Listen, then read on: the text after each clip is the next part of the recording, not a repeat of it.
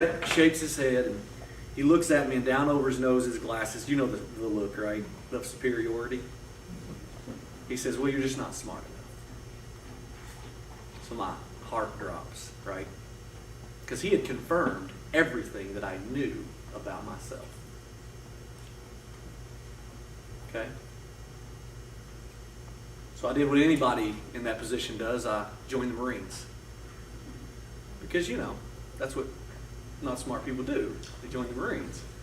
So I go to the Marine Corps. A couple years in, I really excel pretty well because I take orders very well. And I'm physically fit. I can run faster. I can jump higher. I can do all these things physically. And the Marine Corps leadership, they love me because I just do what I'm told and when I'm told. So I excel pretty quick in that. And then I have some failures up and down. And then I get this one leader. His name is Colonel Ronald McCudden. He was the chief intelligence officer on the East Coast on the Marine Expeditionary Force. And he was just the best leader I've ever seen, or probably even today, he racks up there with one of the best leaders I've ever seen or been around.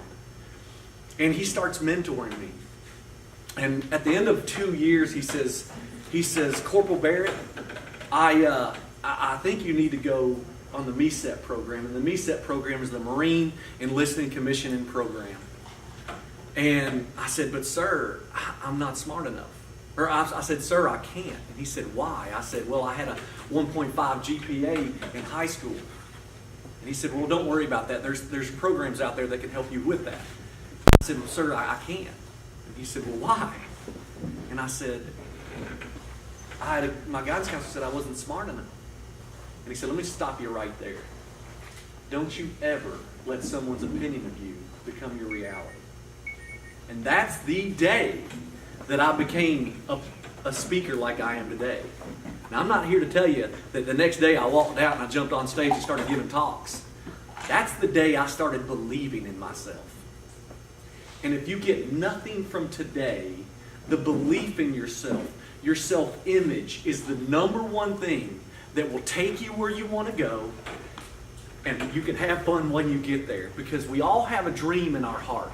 We all know what we know, and we have this dream, but the problem is we're so hard on ourselves, and then we get somebody in our life that's hard on us, and then we get that dream squashed lower and lower. And if an old boy that with a 1.56 GPA that grew up in relative poverty can do it, so can you. That's my message today. But I want to show you right now how I did it. Because Zig Ziglar is one of the most important people in my life. He's my hero. He died a few years ago. But I started believing when I got out of the Marine Corps. I started listening to him. And every day, I started believing more and more. He had an accent like mine. He had a similar story like mine. And he had this message of hope. And that's the message that I want to give you today. Does that make sense? Good. Now let me ask you a question. Is there something to do that you can do in the next 90 days to make your personal life, your professional life, and your health life worse? Show me your hands. Worse, right? You could do that. You could start smoking, right? You could start talking back to your parents, young ladies. It would make your life worse. Now let me ask you this. It's a very odd question, isn't it? Let me ask you this. Is there something in the next 90 days that can make your personal life, your professional life, and your health life better? Let me see your hands. One more. Let me ask you this. Who knows that the choice is yours? Let's see. So what you've agreed to in the last minute is that you can do something in the next 90 days to make your personal life, your professional life, your health life, your family life, your financial life, all those things better or worse, and the choice is yours. Let me ask you this. This is rhetorical. Which choice will you make? That's the deal, right? So let's talk about which choice you can make in life. You gotta have goals. How many of you in here have goals? Or is it just a dream and do you know the difference? What's the difference between a dream and a goal? Do you know? A goal, a dream is something you dream about and it's out here and it's this thing that's like, it's almost not tangible. But all a goal is, and Napoleon Hill said this, all a goal is a dream that's written down on paper on purpose with a timeline, with a deadline, right? I call it a lifeline, not a deadline. It's a lifeline. You have to set goals. So I'm going to try to tell you how to do this. So what are goals? Are you a wandering generality? Or are you a meaningful specific? This is a processionary caterpillar. The processionary caterpillar is so called because it marches in a procession, right? They follow each other. So Professor John Henry Fabre commissioned a study back in the 1920s. And what he did is he took the processionary caterpillar, put them in a flower pot, and they started going around that flower pot, inside that flower pot, in a procession. The next day, he put pine needles in the middle of the caterpillars. And when they started going around there, a few weeks later, they all died of starvation. With less than 6 inches away, food in abundance, they died. Why? Because they mistook action for results. When you go around and all you're doing is doing and doing and doing, some people do everything and at the same time they do nothing. Does that make sense?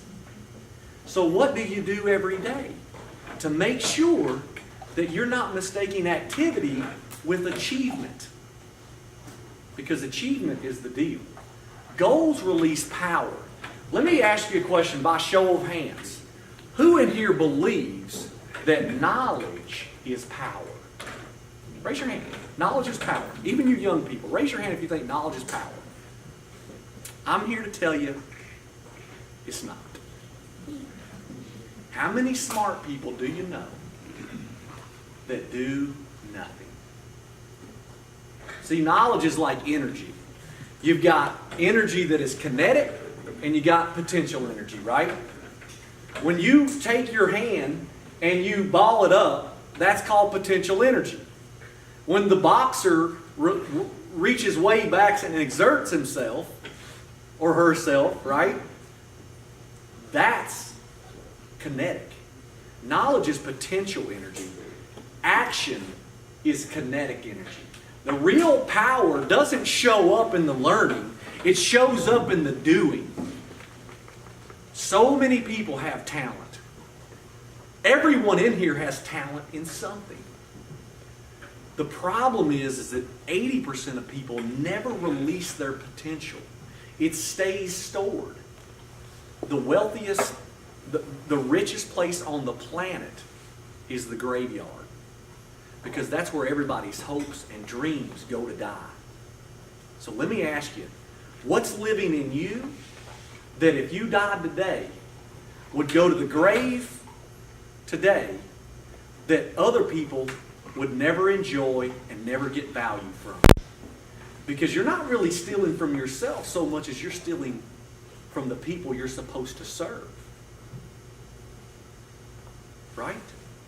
Who are you supposed to serve today? My job is to serve you. There's a lot of speakers who have the